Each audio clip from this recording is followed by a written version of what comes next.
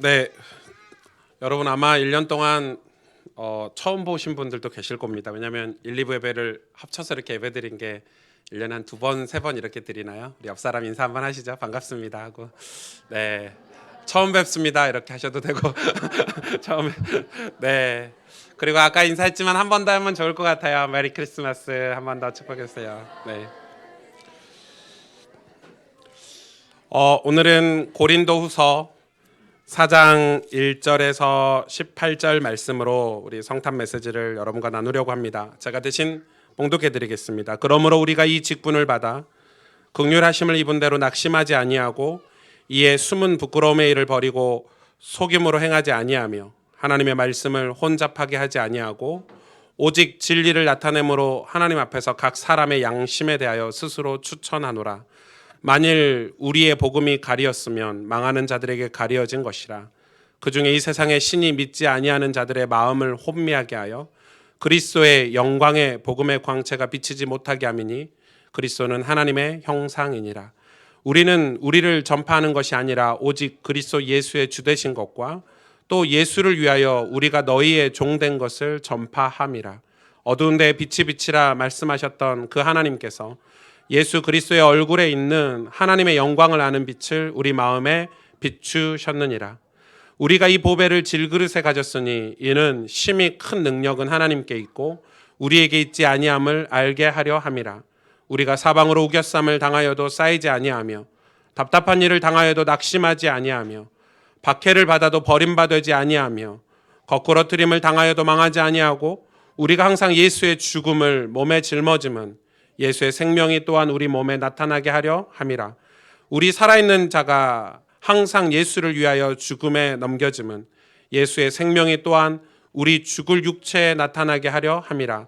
그런즉 사망은 우리 안에서 역사하고 생명은 너희 안에서 역사하느니라.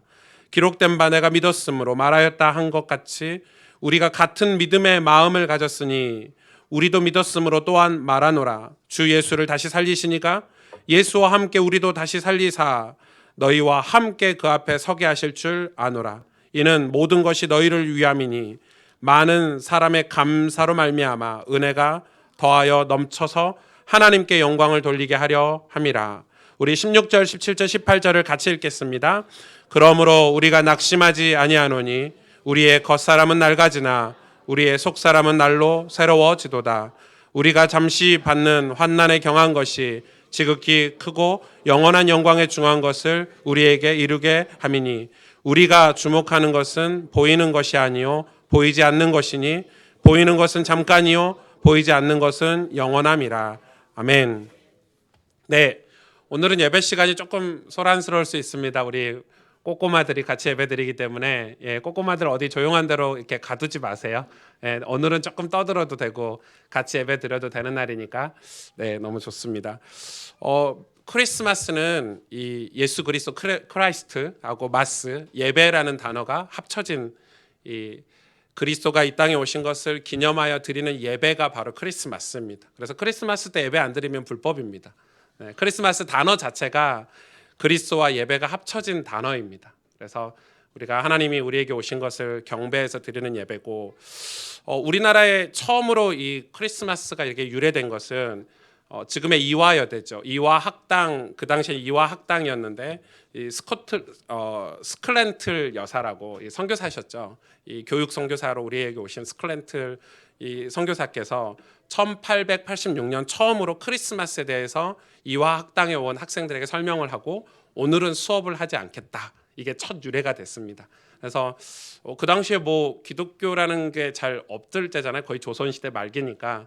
그래서 오늘은 크리스마스는 이런 날이다 하고 오늘은 수업을 하지 않고 오늘은 쉬겠다. 이게 이제 처음 시작이었고, 배제학당에서 사역을 하셨던 이 아펜젤러 선교사님께서는 이 처음으로 이 배제학당에 있는 학생들과 그 마을 주민들에게 양발에 선물을 담아서 크리스마스의 의미를 적힌 메모와 함께 선물을 한 게 첫 선물. 원래 산타가 양발에 선물 넣는 게 아니고요. 이 아펜젤러 선교사님이 처음으로 양발에 선물 넣어주신 분입니다. 그래서 엄마 아빠가 예수님의 이름으로 이 축복해주는 의미에서 선물을 주시는 게 맞겠죠.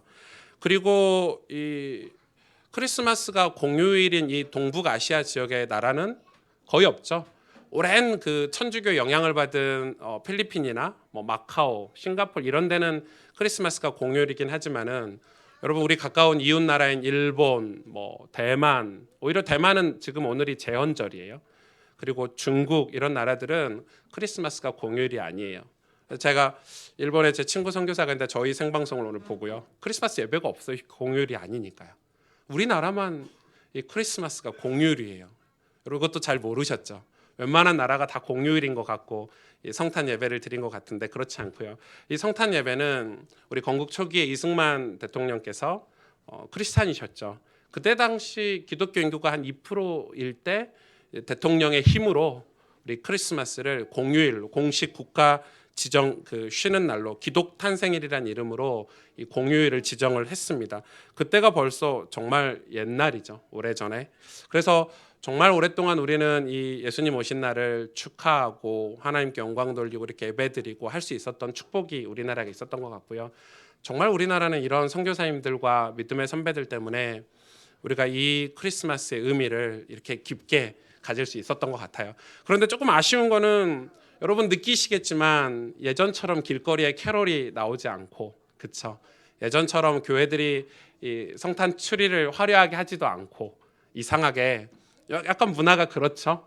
그래서 우리가 이 날을 널리 알리고 축하하고 축복하고 그리고 이렇게 아이들이 예수님 탄생을 축하하는 의미에서 생일 축하하는 의미에서 이렇게 축제를 하는 거는 되게 좋은 것 같아요. 저도 이 중학교 3학년 때 교회를 처음 갔는데 예수님이 내게 오셨다는 이 감격스러운 은혜를 받고 나서는 이 연말에는 거의 교회에서 크리스마스 준비하고 성극 연습하고 저는 주로 마귀였습니다만은 성극할 때 저는 분장을 하지 않아도 되는 마귀였거든요. 거의 뭐 마귀였고 그걸 시키더라고요. 그래도 기쁜 마음으로 했습니다. 누군가는 해야 되는 역할이니까. 그래서 오늘 보니까 마귀 역할 할 만한 얼굴들이 좀 있던데 그러면서 이제 교회에서 이제 연말을 보내고 시간을 드리고 헌신했던 기억들이 참 많습니다. 같이 교회 추리를 만들고 또 우리 옛날에는 새벽성도 돌고 이렇게 했거든요. 내년에 한번 그거 해보면 어떨까를 생각도 해봤는데 새벽성은 좀 가까운 데 사셔야 이렇게 새벽성도 돌고 이러는데 너무 멀어가지고 그런데 그런 시간들이 헌신의 시간들을 지나면서 제 마음에 이런 이 찬양들 이 크리스마스 찬양이죠. 그리고 말씀들, 성탄 메시지들이 마음에 차곡차곡 쌓여서 지금은 이 성탄의 의미를 가지고 살고 있지 않나 이런 생각을 해봅니다.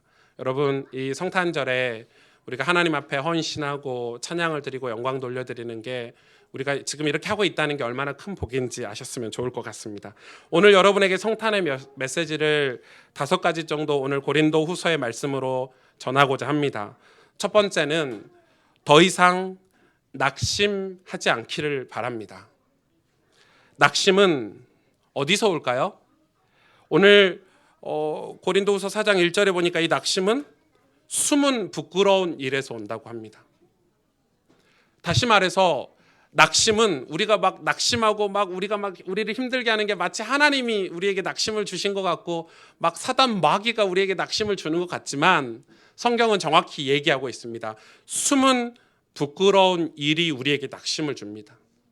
다시 말해서 그 낙심은 우리가 만드는 것입니다. 인간이 만드는 것입니다. 여러분 우리가 만들어 놓고 우리가 낙심해 놓고 하나님을 원망하죠.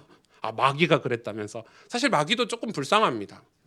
어떤 면에서는 맨날 마귀 핑계 대고 살잖아요. 저 마귀 새끼가 그랬다면서.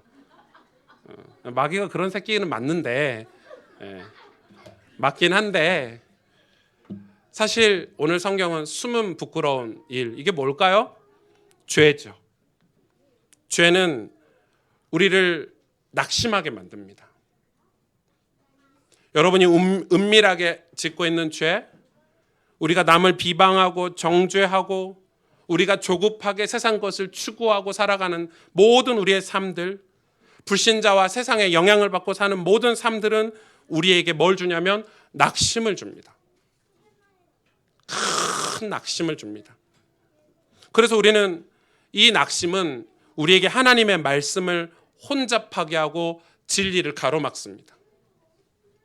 크리스찬들에게 하나님 백성들에게 구원받은 하나님 자녀들에게 이 낙심은 큰 우리의 걸림돌이 됩니다. 저는 여러분이 2020년도에 낙심에서 벗어나기를 바랍니다. 정말 낙심에서 완전 벗어나셨으면 좋겠습니다. 그래서 두 번째, 이 낙심에서 벗어나는 두 번째 이 방법이 있는데, 그게 바로 5절에 예수 그리스도의 종이 되어야 합니다. 오늘 분명히 얘기하고 있습니다. 우리는 이 종이 된다는 것은 굉장히 그 비굴하고 조금 이 불편한 단어 같지만, 누구의 종이 되느냐는 완전 다르죠. 우리가 예수 그리스도의 종이 된다, 이거는 영광스러운 것입니다. 우리 인생이 예수님의 종이 돼서 산다는 것은 축복입니다. 예수님을 우리의 주인으로 모시고 예수님을 위하여 살 수 있는 축복은 엄청난 축복입니다. 그래서 이 고린도서의 저자는 이렇게 얘기하고 있습니다. 우리를 전파하는 게 아니라 예수의 종된 것을 전파하라고 설명하고 있습니다. 우리는 복음을 전할 때 나를 전하지만 성경은 내가 예수님의 종이 된 삶을 전하라고 얘기하고 있습니다. 내가 예수님을 주인으로 모시고 있다는 그 사실을 전하라고 합니다. 그게 무엇일까요? 우리의 신앙을 전하라는 것입니다. 그게 복음 전파의 핵심입니다. 예수님을 자랑하고 높이라는 것입니다. 기독교 신앙은 이 부분을 놓치면 아무런 힘이 없습니다. 우리가 세상의 영향을 받아서 낙심하는데, 우리가 예수 그리스도의 종이 되었을 때 우리는 오히려 세상의 불신자들에게 영향을 주고 살 수 있게 될 것입니다. 그리고 세 번째, 7절에 내 안에 보배를 가졌음을 알기를 원합니다. 우리의 질그릇에 보배를 가졌다고 오늘 성경은 설명하고 있습니다. 보배는 예수 그리스도를 상징합니다. 그렇죠? 예수 그리스도를 말하고 있습니다. 예수 그리스도는 하나님의 능력이십니다. 우리는 질그릇, 흙그릇이죠. 흙그릇. 곧 깨질 연약한 그릇이지만 우리 안에 보배 되신 예수 그리스도를 담고 있으면 우리는 결코 연약한 그릇이 아닙니다. 하나님의 능력은 박해를 받아도 버림받지 않을 능력이고, 거꾸로짐을 당하여도 망하지 않을 능력이고. 왜요? 우리는 세상에서 아무리 넘어지고 버림받고 쓰러져도 괜찮습니다.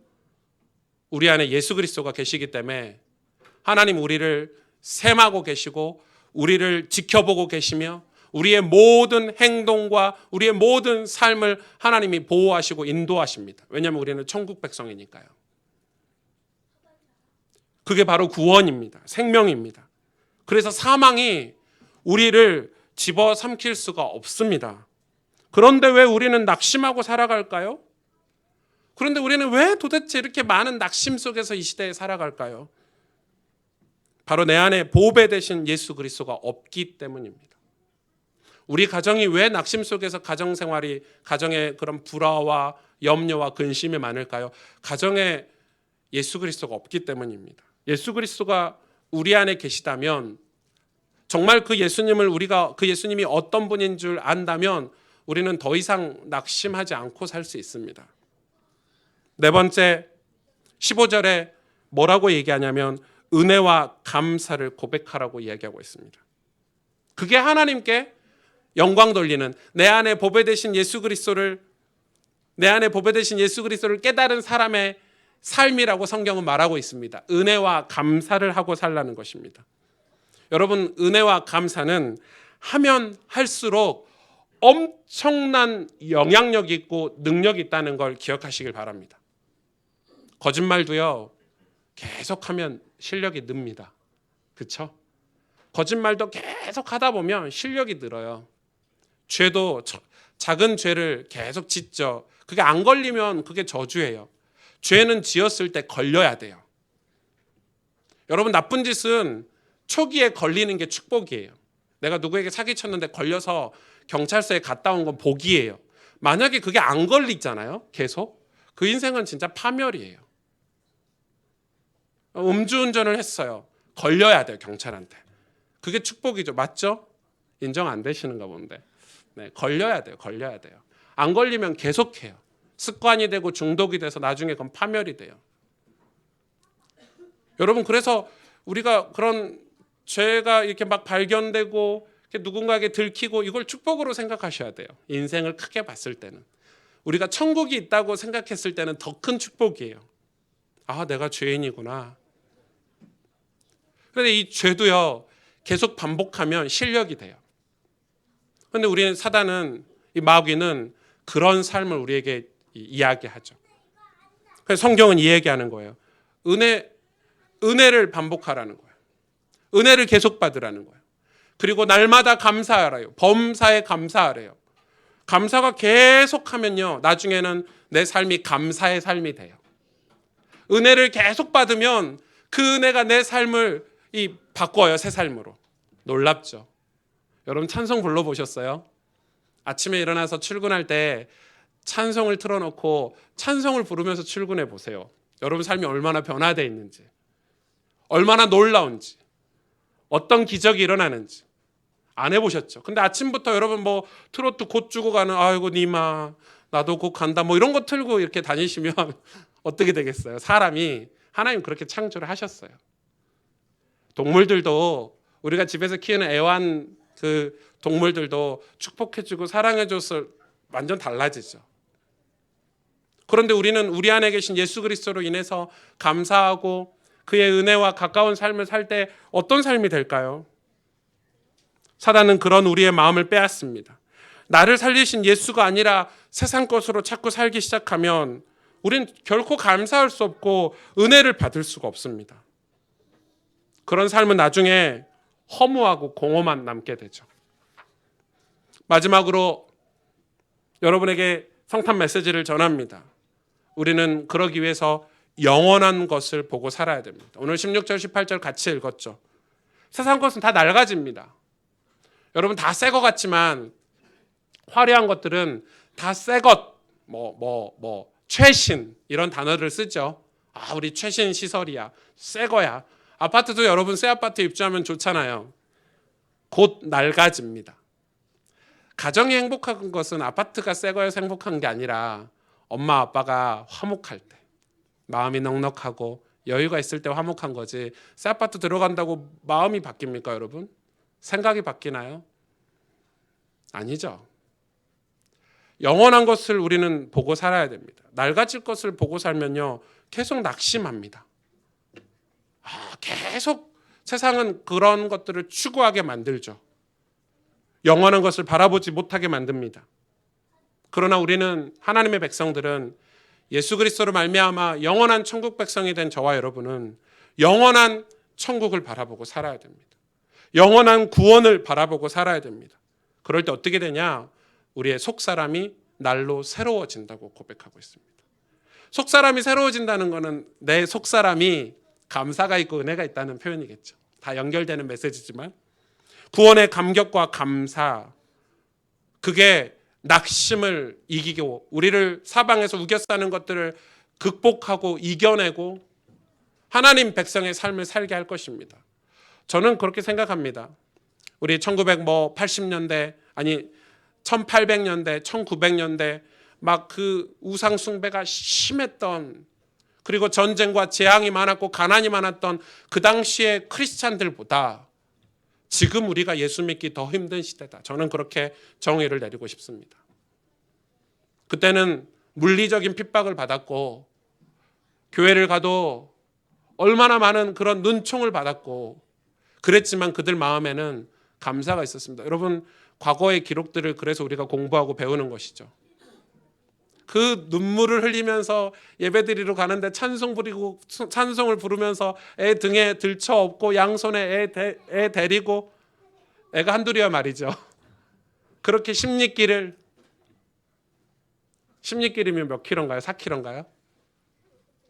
그렇게 추운 겨울, 뜨거운 여름 예배드리러 갔던 우리 선조들은 그들의 삶에 찬송이 넘쳤습니다. 그리고 가정을 구원하기 위해서, 부모님을 구원하고 자녀들을 예수 믿게 하기 위해서 성실하게 살았습니다. 지금은 너무 좋은 게 많습니다. 낡아질 건데 우리를 속이죠. 낡아지지 않을 것처럼. 돈도 그렇고 명예도 그렇고 세상의 유혹거리들이 너무 많습니다. 그래서 예수 믿고 굳이 우리가 찬송 부르고 살아야 돼? 우리가 굳이 감사하고 나누고 베풀고 살아야 돼? 다들 이렇게 얘기합니다.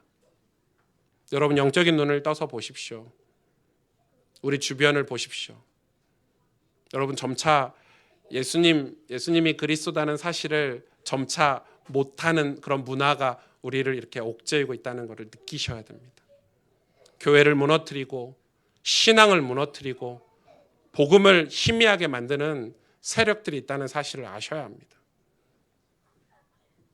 점차 이 좋은 날. 그래서 여러분, 그래서 미국을 이야기할 수밖에 없겠죠. 미국의 오바마 대통령 때는 아주 젠틀한 대통령이었지만 그분께서 크리스마스라는 단어를 못 쓰겠습니다. 그리고 할리데이 이런 식으로 휴일 날이다.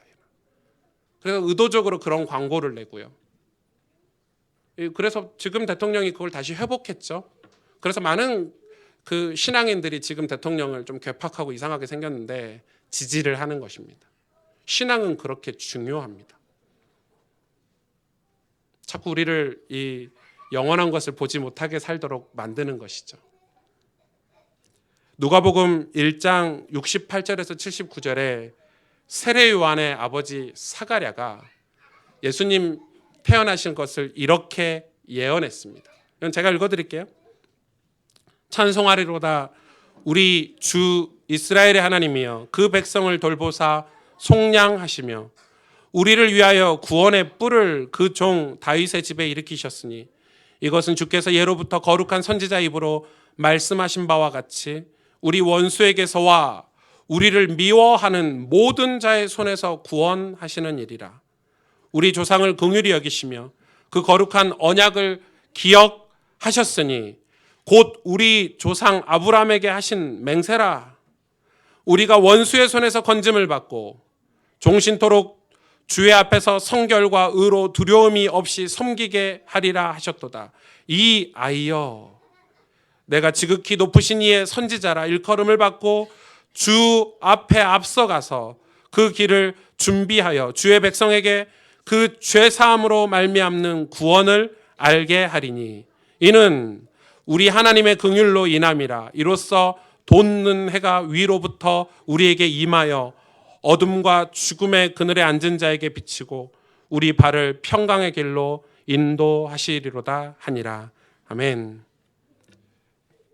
예수님이 나실 때요, 그 황제가 로마 황제가 자기를 이제 신이라고 모든 이 법을 제정을 했죠.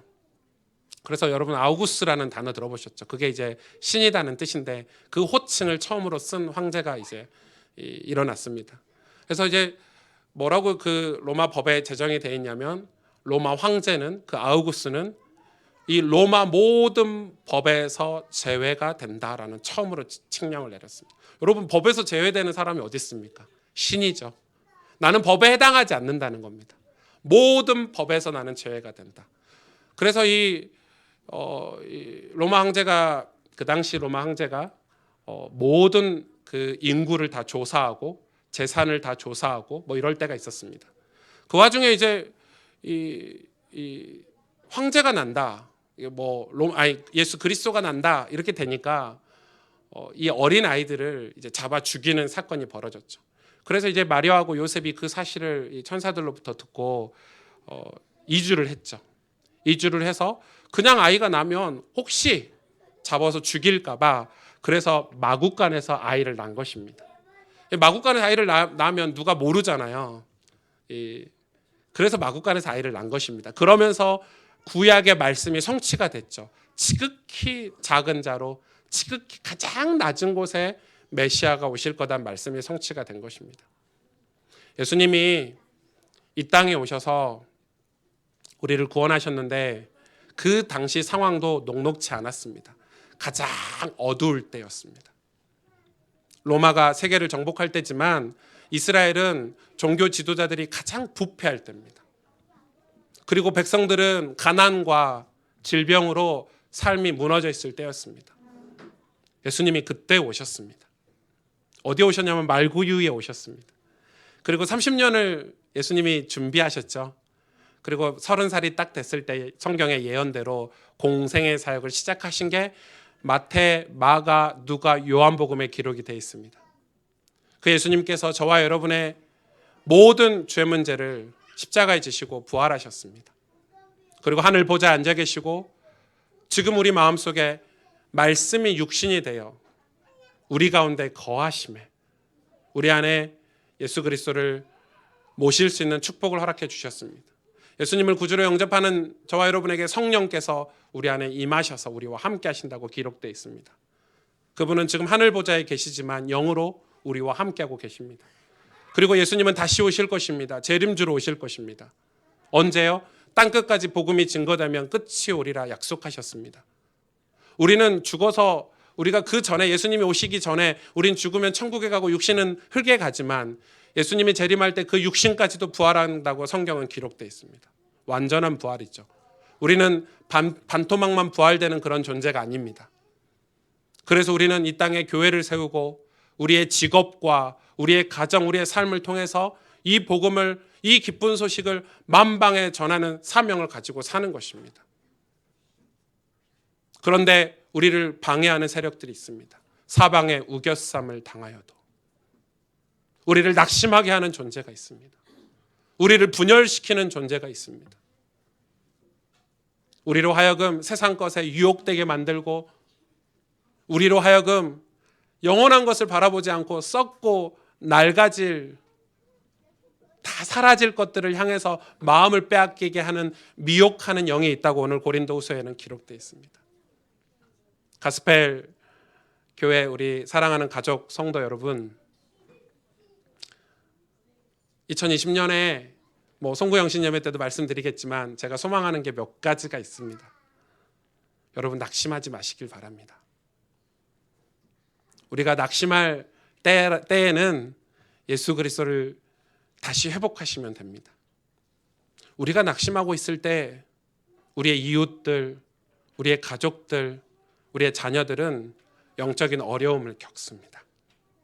하나님의 백성은 막 전도하고 사명을 가지고 사는 것도 중요하지만 낙심하지 않고 감사하며 사는 것만으로도 그 삶은 전도의 삶입니다. 우리가 진짜 회복해야 될 것은 내 안에 그리스도 대신 보배 대신 그 보배로 인해서 우리는 진정한 감사, 이 말로 하는 감사 말고 감사 헌금하는 거 말고요. 정말 예수님이 너무너무 좋아서, 너무너무 내가 죄사함 받은 게 좋아서, 내가 하나님의 백성이 되고 천국 가는 게 너무너무 좋아서 찬송 부르고 감사하는 삶만 회복돼도 이 땅의 어둠은 물러갈 것입니다. 그게 하나님 나라입니다. 저는 여러분 가정에 이런 감사가 회복되기를 바라고 이 은혜가 흘러 넘치기를 바라고 우리에게 낙심을 가져다주는 존재, 영적인 존재와 싸워 이길 수 있기를 바랍니다. 이게 이번 2019년 성탄의 메시지입니다. 오늘 말씀을 여러분 잊지 마시고 여러분 낙심하지 않는 축복이 있기를 원합니다. 우리 옆 사람 축복 한번 하실래요? 우리 낙심하지 맙시다. 우리가 이 보배를 질그릇에 가졌으니 낙심할 이유가 없습니다. 여러분 보배를 질그릇에 갖는 그런 연말이 되시기를 주님의 이름으로 축복합니다. 우리 함께 기도하겠습니다. 우리 하나님 앞에 오늘 감사와 찬양의 마음을 고백